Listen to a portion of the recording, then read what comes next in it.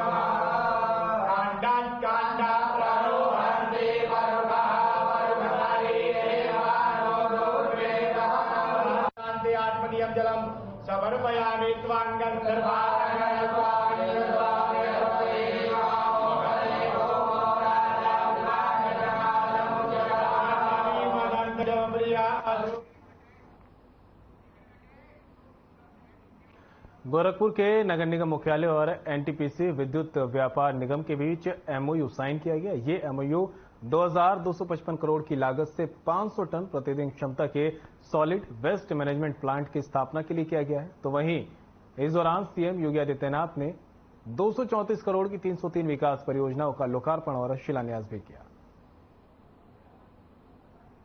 और नगर निगम की गोरखपुर महानगर के विकास की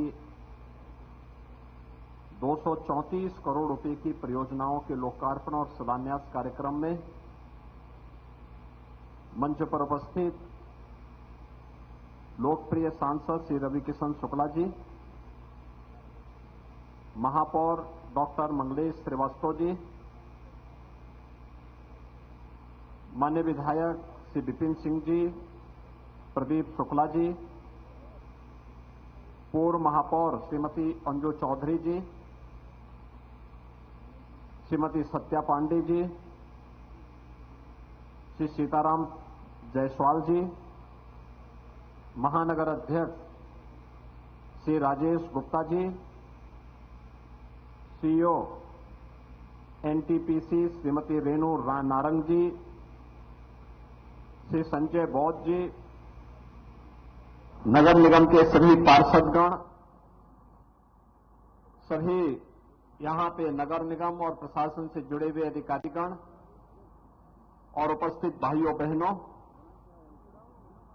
आज शारदीय नवरात्रि की प्रथम तिथि है। प्रतिपदा की इस तिथि पर जगत जननी मां भगवती दुर्गा के अनुष्ठान आज से प्रारंभ हो रहे हैं। 9 दिनों तक भगवती दुर्गा के अलग अलग रूपों की पूजा करने और 10वीं एक विजया की तिथि है, न्याय सत्य और धर्म की विजय की तिथि। शारदीय नवरात्रि के पहले दिन नगर निगम गोरखपुर का एक बहुत बड़ा कार्य जो नगरीय विकास की दृष्टि से अत्यंत मायने रखता है और स्मार्ट सिटी के लिए जिसकी एक महत्वपूर्ण भूमिका होती है, सॉलिड वेस्ट मैनेजमेंट के लिए एनटीपीसी के साथ एमओयू। मैं पूरे गोरखपुर वासियों को शारदीय नवरात्रि की बधाई देता हूं और महानगर वासियों को और सभी नगर निकायों से जुड़े हुए जितने भी हमारे नगर निकाय हैं, वहां का भी सॉलिड वेस्ट यानी जितना भी कूड़ा होगा, इन सभी को एनटीपीसी के द्वारा जो प्लांट लगाया जाएगा उसमें निस्तारित करने और वहां पे चारकोल बनाने, उससे सीएनजी बनाने, उससे बिजली बनाने का कार्य स्वयं इनके द्वारा होगा।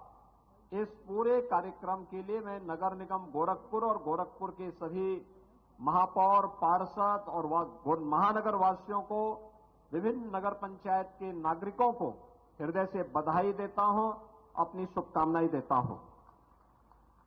भाइयों बहनों, नगरीय विकास ये आज की आवश्यकता है। अगर भारत को दुनिया के अंदर एक इकोनॉमिक पावर बनना है, एक आर्थिक महाशक्ति के रूप में अपने आप को स्थापित करना है, उसमें से नगरीय विकास एक महत्वपूर्ण पक्ष है। रोजगार सृजन की संभावनाएं भी बढ़ती हैं और विकास के माध्यम से प्रत्येक नागरिक तक शासन की योजनाओं का लाभ भी आसानी से पहुंचाया जा सकता है। ये रोजगार और स्वावलंबन के आधार भी बन सकती है।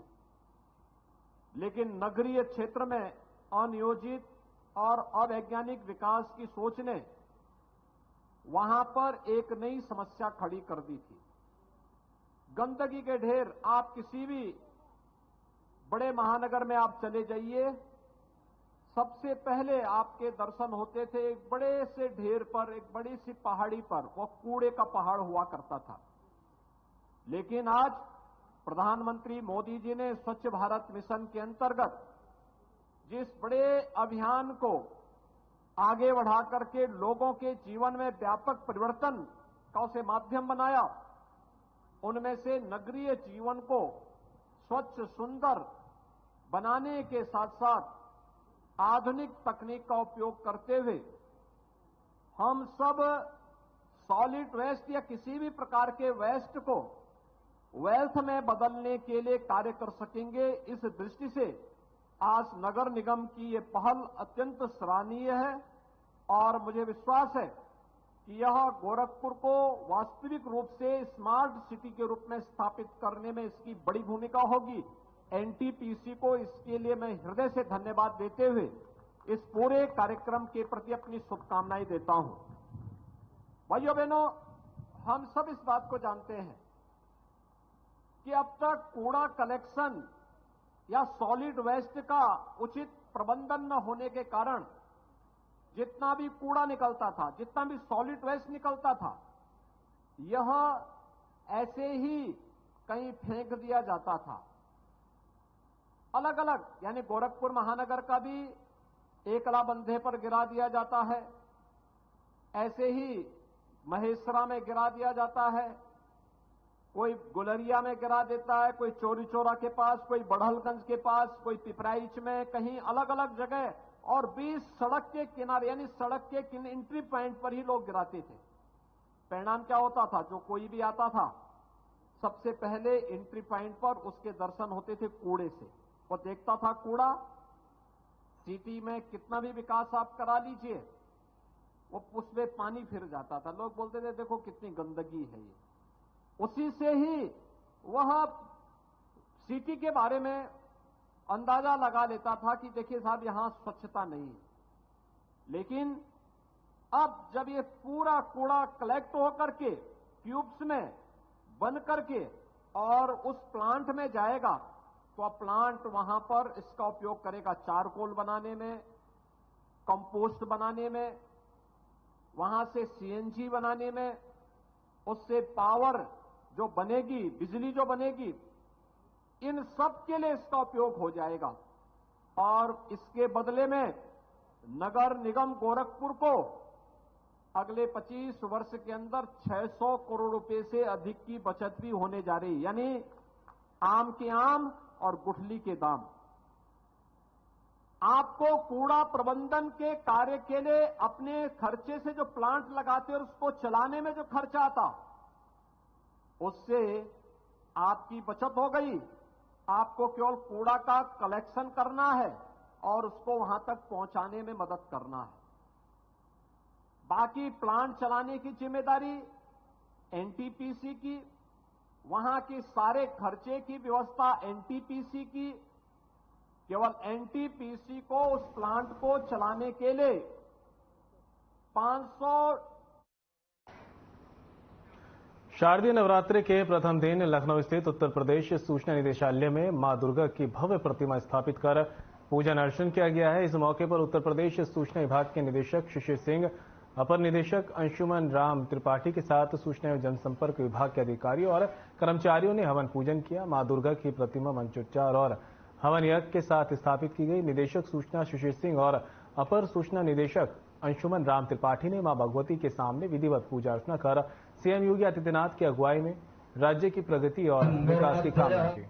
मंगलम पुंडरीकाक्ष मंगलायतनो हरि अज्ञानतिमिरान्धस्य ज्ञानाञ्जनशलाकयः चक्षुरोन्मीलितं येन तस्मै श्रीगुरवे नमः।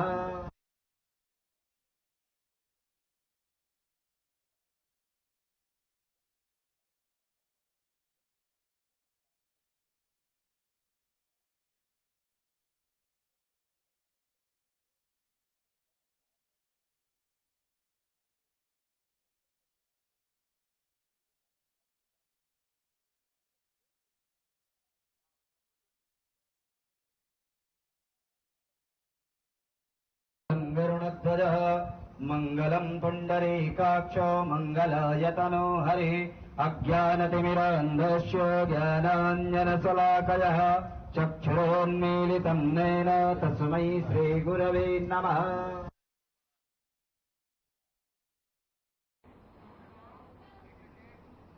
गोरखपुर में स्टेट बैंक ऑफ इंडिया मुख्य शाखा बैंक रोड के 100 साल पूरे होने पर कार्यक्रम का आयोजन किया गया, जिसमें सीएम योगी आदित्यनाथ ने भी शिरकत की है और संबोधित किया है। क्या कुछ कहा, आपको सुनाते हैं।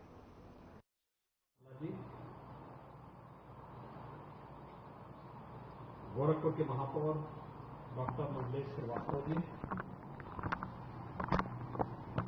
विधान परिषद सदस्य डॉक्टर धर्मेंद्र सिंह जी, माननीय विधायक श्री महेंद्र पाल सिंह जी, श्री प्रदीप शुक्ला जी, भारतीय स्टेट बैंक के महाप्रबंधक श्री आनंद विक्रम जी, उप महाप्रबंधक श्री संजीव कुमार जी, भारतीय जनता पार्टी के महानगर के अध्यक्ष श्री राजेश गुप्ता जी, भारतीय स्टेट बैंक के सभी अधिकारी और कार्मिकगण, गोरखपुर के हमारे सभी उद्यमी, व्यवसायी और स्टेट बैंक की व्यवस्था के साथ जुड़े हुए सभी उपस्थित भाइयों बहनों, शारदीय नवरात्रि की आप सबको हृदय से बधाई। जगतजननी मां भगवती की कृपा आप सब पर बनी रहे, ये मेरी शुभकामनाएं आप सबके प्रति है। और यह एक महज संजोग नहीं, बल्कि 100 वर्ष पहले जब इंपीरियल बैंक ने अपनी पहली ब्रांच इस क्षेत्र की गोरखपुर में स्थापित की होगी, उन्होंने भी नहीं सोचा होगा कि 100 वर्ष के बाद जब 15 अक्टूबर 2023 को इस बैंक को 100 वर्ष पूरे होंगे, तो उस दिन शारदीय नवरात्रि का पहला दिन होगा। हम सब जानते हैं 1806 में आज का जो भारतीय स्टेट बैंक है, यह इंपीरियल बैंक के रूप में, बैंक ऑफ कोलकाता के रूप में इसकी स्थापना 1806 में कोलकाता में होती है और इंपीरियल बैंक के रूप में इसने अपनी यात्रा प्रारंभ की। यानी आप देखेंगे इसकी यात्रा को अलग अलग क्षेत्रों में किस रूप में ये बढ़ता गया। 1806 में कोलकाता में, 1840 में मुंबई में, 1843 में मद्रास में और इंपीरियल बैंक ऑफ इंडिया 1921 में स्टेट बैंक की स्थापना 1 जुलाई 1955 को स्थापित होती है और फिर ये प्रक्रिया आगे बढ़ते बढ़ते आज यहां पर आपने देखा होगा कि किस प्रकार की एक लंबी यात्रा के साथ एक ब्रांच जो बनी थी गोरखपुर में, और उस समय यद्यपि प्रस्ताव यहां का जो इसके बारे में इंपीरियल बैंक के का प्रस्ताव गोरखपुर से जो गया था वह 1882 में जा चुका था, लेकिन बैंक के बोर्ड ने उसको खारिज कर दिया था क्योंकि उनको लगता था कि बैंक अपना खर्चा नहीं निकाल पाएगा।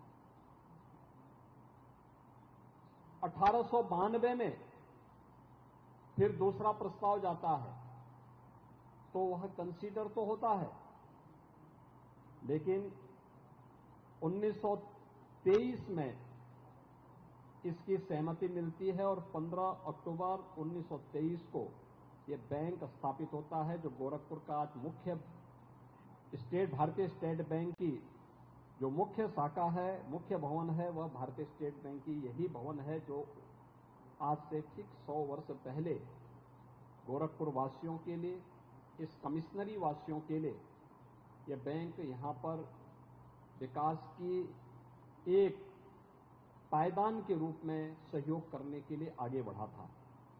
आज अपनी 80 ब्रांच के साथ, 439 ग्राहक सेवा केंद्र के साथ, 236 एटीएम और कियोस्क के साथ, 21 लाख खातेधारकों के साथ और कुल 11,500 करोड़ रुपए के जमा पूंजी के साथ भारतीय स्टेट बैंक गोरखपुर में अपना कार्य कर रहा है। हम सब जानते हैं कि 2014 के बाद बैंकिंग सेक्टर में क्रांतिकारी बदलाव आए हैं और वह बदलाव किस रूप में देखने को मिले। प्रधानमंत्री जी ने भ्रष्टाचार पर प्रभावी अंकुश लगाने के लिए जिस एक व्यवस्था को आगे बढ़ाया, इसमें जनधन आधार के साथ जोड़ते हुए बैंक को उसके साथ लिंक कर दिया।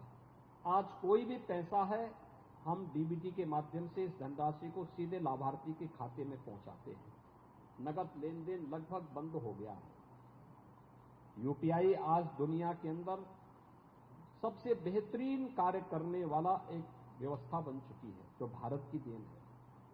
और इसलिए आज के इस अवसर पर जब भारतीय स्टेट बैंक की गोरखपुर की इस मुख्य शाखा के 100 वर्ष पूरे हो रहे हैं, बैंक की शानदार यात्रा के लिए मैं पूरे बैंक, इस भारतीय स्टेट बैंक को, गोरखपुर के जितने भी हमारे भारतीय स्टेट बैंक से जुड़े हुए अधिकारी हैं, कार्मिक हैं, इन सबको मैं हृदय से बधाई देता हूं, अपनी शुभकामनाएं देता हूं।